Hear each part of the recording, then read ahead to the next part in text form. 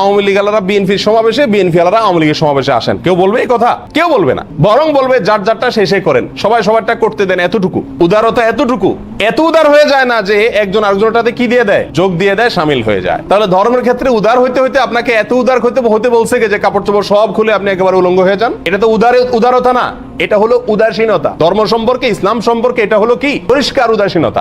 যে তার ধর্ম পালন করুক, বাধা দেওয়ার দরকার নেই। কিন্তু এর মানে তো এই নয় যে আমি মুসলমান হয়ে তার পূজাতে অংশগ্রহণ করতে চলে যাব, সেখানে শামিল হতে চলে যাব, পূজার অনুষ্ঠানে যোগ দেব, সেখানে গিয়ে চেহারা দেখাবো।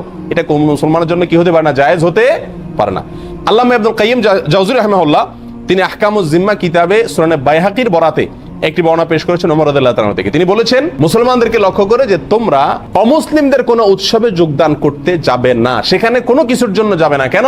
কারণ যখন আল্লাহর জমিনে কোনো আল্লাহর অবাধ্যতা হয়, শিরকের কোনো আয়োজন হয়, তখন ওই জায়গাতে আল্লাহর লানত এবং গজব বর্ষণ হতে থাকে। ওই জায়গায় গেলে সে লানত এবং গজবে তোমাকেও পেয়ে বসবে, বিদায় সেখানে যেও না। ইবনে মাজার এক হাদিসে আসছে নবী আলাইহিস সালাম সতর্ক করেছেন যে একটা সময় আসবে যখন আমার এই উম্মতের কিছু লোকেরা মূর্তি পূজায় সরাসরি যোগ দিবে, আর কিছু আছে মূর্তি পূজারীদের সঙ্গে মিশে একাকার হয়ে যাবে।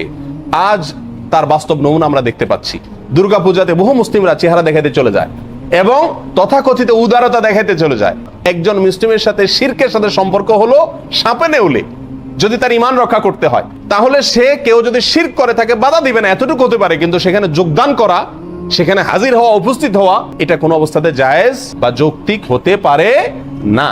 সম্মানিত ভাইরা, নবী আলাইহিস সালাম বলেছেন মান তাশাব্বাহা বিকওমিন ফাহুয়া মিনহুম। যে ব্যক্তি যে জাতির সাথে সাদৃশ্য গ্রহণ করে সে তাদের অন্তর্ভুক্ত হয়ে যায়। আপনি যদি কোনো শিরকের প্রোগ্রামে যান, অনুষ্ঠানে যান এবং তাদের সাথে গিয়ে গা ভাসান, মিশে যান, তাহলে আপনি তাদের দলভুক্ত হয়ে গেলেন। অন্য এক বর্ণনা আসছে যে ব্যক্তি কোন জাতির দল ভারী করে, সেখানে গিয়ে লোক সংখ্যা ভারী হলো, পূজা অনুষ্ঠানে আপনি গেলেন, 100 মুসলমান গেলে 100 জন বাড়লো কিনা, সংখ্যা বাড়লো কিনা, তাদের দেখতে বেশি দেখা গেল কিনা। যে ব্যক্তি কোন দলের, কোন সম্প্রদায়ের, কোন ধর্মের লোকদের দল ভারী করবে সে তাদের অন্তর্ভুক্ত হবে। কত বড় জঘন্য কথা! দুর্গাপূজা বা অন্যান্য কোনো পূজায় কোন প্রকার অর্থায়ন বা সহযোগিতা করা কোন মুসলমানের জন্য জায়েজ নাই। এটা সম্পূর্ণ হারাম এবং শিরকের সঙ্গে শামিল হওয়ার নামান্তর।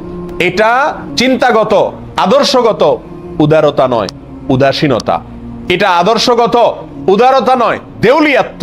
এটা আদর্শগত উদারতা নয়, এটা ধর্মের ব্যাপারে মূর্খতার শামিল। আল্লাহ সুবহানাহু ওয়া তাআলা আমাদের সবাইকে বুঝার তৌফিক দান করুন।